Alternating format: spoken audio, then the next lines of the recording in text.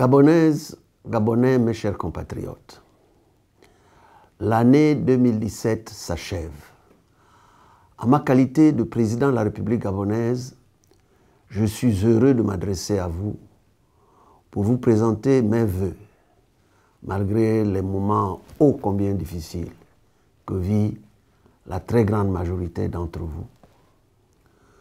Ce soir, mes pensées vont d'abord à tous les êtres chers qui nous ont quittés, dont nos martyrs, lâchement assassinés, arrachés à notre affection par ceux qui se croient immortels et au-dessus de tout.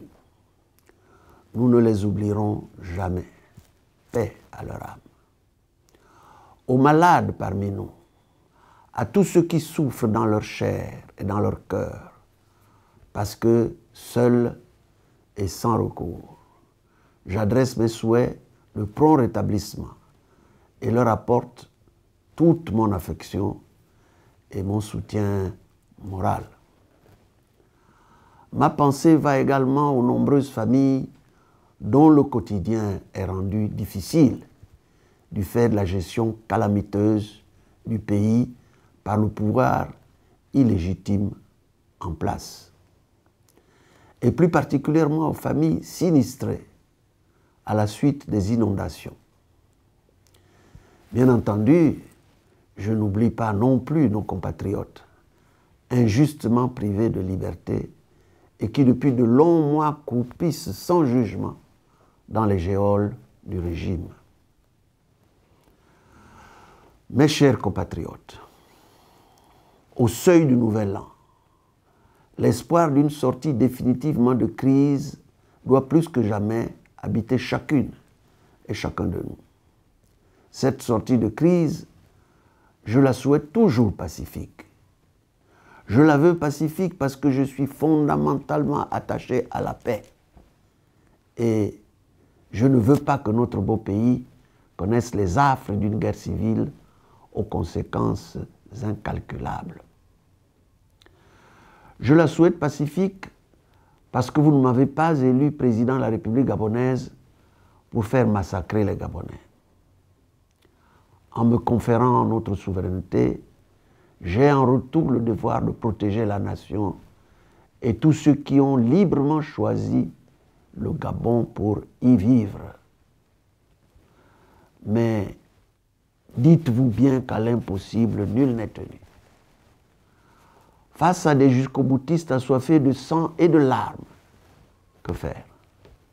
Sinon, leur opposer quand on aura tout tenté notre détermination à lutter vigoureusement jusqu'à la victoire finale. Car l'histoire du monde nous apprend qu'aucune dictature sanguinaire ne l'a emporté face à un peuple décidé et déterminé à défendre ses droits. Lorsque nous avons décidé d'entrer dans la résistance face au pouvoir imposteur et putschiste, je ne pensais nullement à une balade de santé. La résistance n'a jamais été un long fleuve tranquille.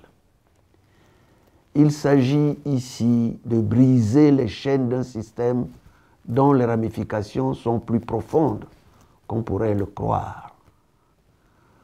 Voilà pourquoi il nous faut lutter, lutter et toujours lutter jusqu'à la victoire finale. Mes chers compatriotes, en vous rappelant cette nécessité de la lutte permanente et déterminée, je n'ai pas la prétention de vous vendre des illusions, bien au contraire. Je connais les sacrifices consentis et les souffrances endurées par les uns et les autres, pour beaucoup même depuis 2009, pour ne pas dire bien avant. Notre lutte est partagée et soutenue par des partenaires décidés à nous accompagner jusqu'à la victoire. Nous ne sommes pas seuls.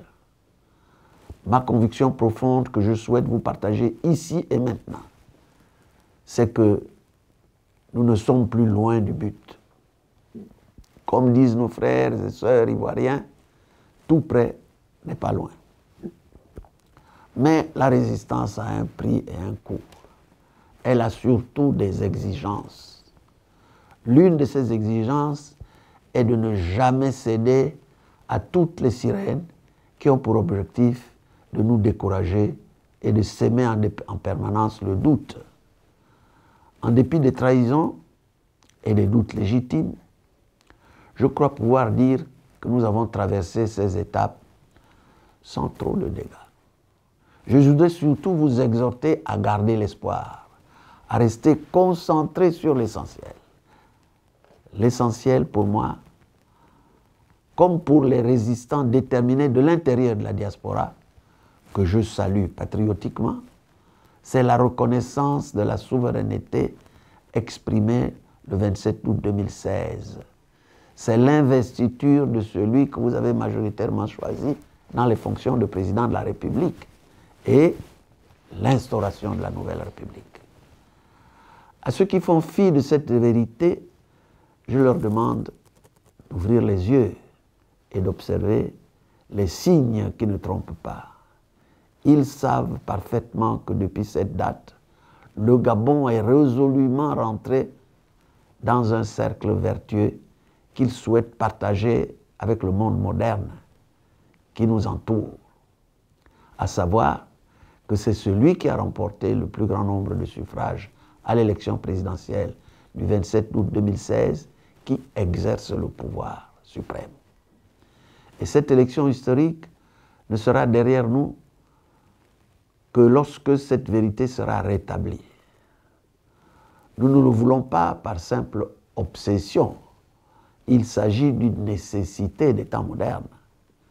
Comme je l'ai toujours dit, le Gabon n'entrera pas dans le XXe siècle à reculons.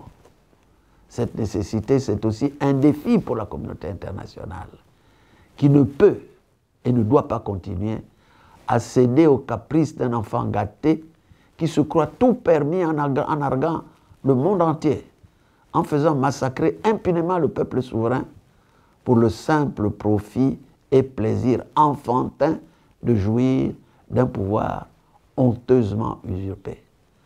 À ce stade de notre résistance, au vu des éléments en ma possession, je puis vous annoncer que notre cause est bien entendue. Contrairement aux communicateurs de la Cour qui nous abreuvent de photos forcées du pseudo-prince, plus personne au monde ne me connaît le vrai visage de ce pouvoir qui tente par tous les moyens de se faire reconnaître à l'extérieur, puisqu'au Gabon, il est rejeté, ignoré et honni. Mes chers compatriotes, ma foi en l'issue finale repose aussi et surtout sur le soutien que vous n'avez cessé de m'apporter. Je vous ai toujours dit que j'irai jusqu'au bout. Je n'ai pas changé et je ne changerai pas tant que vous, peuple gabonais, serez toujours avec moi. Je vous demande donc de me faire confiance. Il n'y a pas si longtemps, je vous disais que le départ de l'usurpateur est acté, que celui qui a volé notre victoire va bientôt partir. Je continue à lui suggérer de laisser parler le minimum d'humanité qui lui reste pour quitter tranquillement les choses avant qu'il ne soit trop tard. Je continue à lui suggérer d'utiliser le reste de son humanité pour soulager les souffrances des habitants de ce pays qui lui a tout donné, en respectant finalement la vérité des urnes, que ces sbires tapis dans les plus hautes institutions du pays ont honteusement maquillé. Il n'est jamais trop tard pour bien faire. Mes chers compatriotes, le monde nous regarde, les jeunes générations nous observent. Nous n'avons pas le droit de laisser sombrer notre unique pays.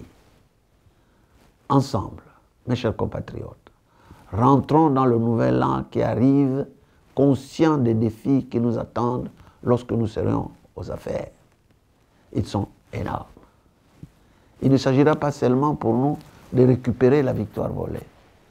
Il s'agira surtout de reconstruire ensemble un pays abîmé par les affres d'une pseudo-émergence rêvée par des apprentis sorciers intéressés uniquement par l'argent facile et mal acquis. En ce moment particulier de notre histoire commune, Soyons tous confiants dans nos capacités individuelles et collectives à relever les nombreux défis qui nous attendent. Déterminés, rassemblés et solidaires autour de l'essentiel, nous y parviendrons. Très affectueusement, je vous adresse mes vœux les meilleurs. Vœux de bonne santé, de longévité et de réussite pour chacun de vous. Vœux de paix, de cohésion sociale. Vœux de libération très prochaine pour notre chère patrie, le Gabon. Bon réveillon à toutes et à tous. Vive la République, vive le Gabon.